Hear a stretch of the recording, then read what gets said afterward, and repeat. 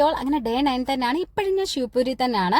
അപ്പോൾ രാവിലത്തെ സെക്ഷനായ റാഫ്റ്റിംഗ് കഴിഞ്ഞ് അതിന്റെ വീഡിയോസ് ഇട്ടിട്ടുണ്ട്. കാണാത്തവരുണ്ടെങ്കിൽ ഓടിപ്പോയി കണ്ടോളൂ. നല്ല എക്സ്പീരിയൻസ് ആയിരുന്നു. ഇപ്പം ഞാൻ പോകുന്ന ബഞ്ചി ജമ്പ് ചാടാൻ വേണ്ടിയിട്ടാണ്. അതിന്റെ എക്സ്പീരിയൻസ് ആയിരിക്കും ഇന്ന് ഞാൻ നിങ്ങളുമായിട്ട് ഷെയർ ചെയ്യുന്നത്. അത് വേറെ ഒന്നും കൊണ്ടല്ല, ആരെങ്കിലും ചാടാൻ പേടിച്ച് നിൽപ്പുണ്ടെങ്കിൽ അങ്ങനെ ചെയ്യരുതേ.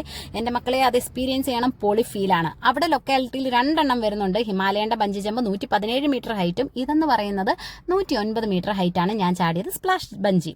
ഇതിന് 4000 രൂപയാണ് കോസ്റ്റ് വരുന്നത്. ഇതിൽ നമുക്ക് ചാടാനും പറ്റും. അതുപോലെ തന്നെ ഒരു നോർമൽ വ്യൂ, അതായത് താഴെ നിന്നും മുകളിൽ നിന്നും ഉള്ള ഒരു വീഡിയോ നമുക്ക് കിട്ടും.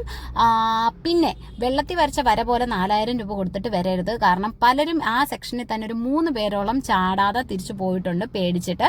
എനിക്ക് പേടി ഉണ്ടായിരുന്നോ എന്ന് ചോദിച്ചു കഴിഞ്ഞാൽ സത്യമായിട്ടും എനിക്ക് പേടിയില്ലായിരുന്നു. പക്ഷെ ഹൈറ്റ് ഫോബിയ ഉള്ള ഒരാൾ തന്നെയാണ് ഞാൻ. പിന്നെ നമ്മുടെ കാലിലൊക്കെ കെട്ടിയിട്ട് ഇങ്ങനെ പിച്ച വെച്ച് അതിന്റെ തുമ്പത്തോട്ട് ചെന്ന് നടക്കുമ്പോൾ ഉള്ളിൽ ഒരു ആന്തൽ പോലെ വരും. അപ്പോഴൊന്ന് ശകലം ഞാൻ പേടിച്ചിട്ടുണ്ട്. അത് ആ വീഡിയോ കാണുമ്പോൾ തന്നെ നിങ്ങൾക്ക് മനസ്സിലാവും. പക്ഷെ എടുത്ത് ചാടുമ്പോൾ ഉണ്ടല്ലോ, ചാടുമ്പോൾ ശരിക്കുള്ള എക്സ്പീരിയൻസ് എന്ന് പറഞ്ഞാൽ നമ്മളൊക്കെ പറയത്തില്ലേ അടിവയറ്റിൽ നിന്ന് തീ കത്തി കയറുന്നു എന്ന് പറയത്തില്ലേ, അത് തന്നെയായിരുന്നു ഫീൽ കേട്ടോ. എന്നിട്ട് തിരിച്ചു പൊങ്ങുമ്പോൾ എൻ്റെ സാറേ കിട്ടുന്ന ഒരു ഫീൽ ഉണ്ടല്ലോ. നമ്മൾ ഈ അന്തരീക്ഷത്തിലൂടെ ഇങ്ങനെ പറന്ന് ഫ്രീ ബേഡായിട്ട് നടക്കും. നമ്മൾ അലറിക്കൂവും, അട്ടഹസിക്കും, നമ്മൾ ഉമ്മ കൊടുക്കും. എന്തോ വല്ലാത്തൊരു ഫീല് തന്നെയായിരുന്നു. എനിക്ക് ഏറ്റവും ഞാൻ മനസ്സ് തുറന്ന് അത്ര അട്ടഹസിച്ച് ചിരിച്ച ചിലപ്പോൾ ബഞ്ചി ജമ്പ് ചാടിയപ്പോൾ ആയിരിക്കും. അത് തന്നെ കാണാൻ പറ്റും ഞാൻ ചിരിക്കുന്ന. അത് എത്രമാത്രം വോയിസ് ക്ലിയർ ആവുമെന്നൊന്നും എനിക്കറിയത്തില്ല. എന്നാലും എക്സ്പീരിയൻസ് ചെയ്യുക. പിന്നെ നമ്മളെ 2 കാറ്റഗറൈസ് ചെയ്യിച്ചിട്ടായിരിക്കും കേട്ടോ ചാടിക്കുന്നത്. ഒന്ന് ഗ്രീനും അതുപോലെ തന്നെ റെഡ് വെച്ചിട്ട് നമ്മളെ കാറ്റഗറൈസ് ചെയ്യും. എൻ്റെ റെഡ് കോഡായിരുന്നു എന്നെ കെട്ടാൻ വേണ്ടി ചൂസ് ചെയ്തത്. അത് എബോവ് 60 kg ഉള്ളവർക്ക് റെഡും ബിലോ 60 kg ഉള്ളവർക്ക് ഗ്രീനും. ഇത് കംപ്ലീറ്റ് ഗ്രീൻ ചാടി കഴിഞ്ഞിട്ടായിരിക്കും റെഡിനെ ചാടിക്കുന്നത്. അപ്പോൾ അതേ നിങ്ങൾ കണ്ടോളൂ, ഇപ്പം തന്നെ കാണാം.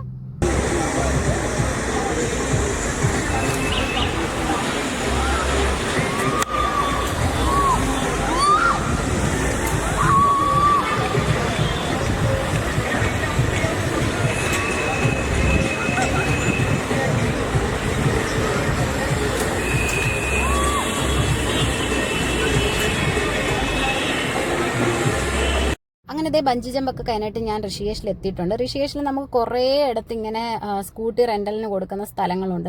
ഞാൻ അവിടെ നിന്ന് ഒരെണ്ണം എടുത്തിട്ടാണ് ആദ്യം തന്നെ വന്നത് ത്രിവേണിഘട്ടിലോട്ടോ. എനിക്കാണെങ്കിൽ നോർമലി നമുക്ക് 500 ഒക്കെയാണ് സ്കൂട്ടി റെന്റ് വരുന്നെങ്കിൽ വീക്കെൻഡ് ആയതുകൊണ്ട് ഏകദേശം 800ഓളമായി. ഈ ത്രിവേണിഘട്ട് വരെ വരുന്നെങ്കിൽ അത്യാവശ്യം നല്ല ക്രൗഡഡ് സ്ട്രീറ്റ് ആണ്. നമുക്ക് വഴിയൊന്നും അറിയാത്ത കാരണം ചോദിച്ചൊക്കെയാണ് ഞാൻ ഇവിടെ എത്തിയത്.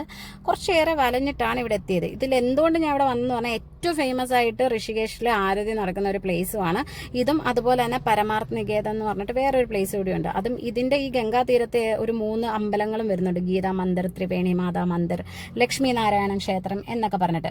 പിന്നെ അവസാനം ഞാൻ ഈ തിരക്കിന്റെ ഇടയിൽ വേറൊരു സ്പോട്ട് കാണാൻ വേണ്ടി കണ്ടുപിടിച്ചപ്പോഴത്തേക്ക് ആരതി കഴിഞ്ഞിട്ടുണ്ടായിരുന്നു. പിന്നെ ഞാൻ ഇതുപോലെ എൻ്റെ പാപമോക്ഷം എല്ലാം മുങ്ങി എനിക്ക് ഹരിദ്വാറിൽ നിന്ന് അങ്ങനെ വീഡിയോ ഒന്നും എടുക്കാൻ പറ്റിയിട്ടുണ്ടായിരുന്നില്ല. നമുക്ക് ഈ സെൽഫി സ്റ്റിക്കിൽ വെച്ചിട്ട് പോയിട്ട് മുങ്ങി വരുമ്പോൾ ചിലപ്പോൾ അത് കാണണമെന്നില്ല. അങ്ങനെ ഒരു 2-3 പിള്ളേരെ കിട്ടി, അവരെ കൊണ്ട് എടുപ്പിച്ചാട്ടോ.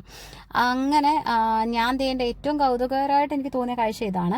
നമ്മൾക്ക് ഈ ഗംഗയിലൂടെ ഒഴുക്കാനായിട്ട് ഒരു ഇലയിൽ കുറച്ച് പൂവും അതുപോലെ തന്നെ ദീപവും കർപ്പൂരവും ഒക്കെ തരും.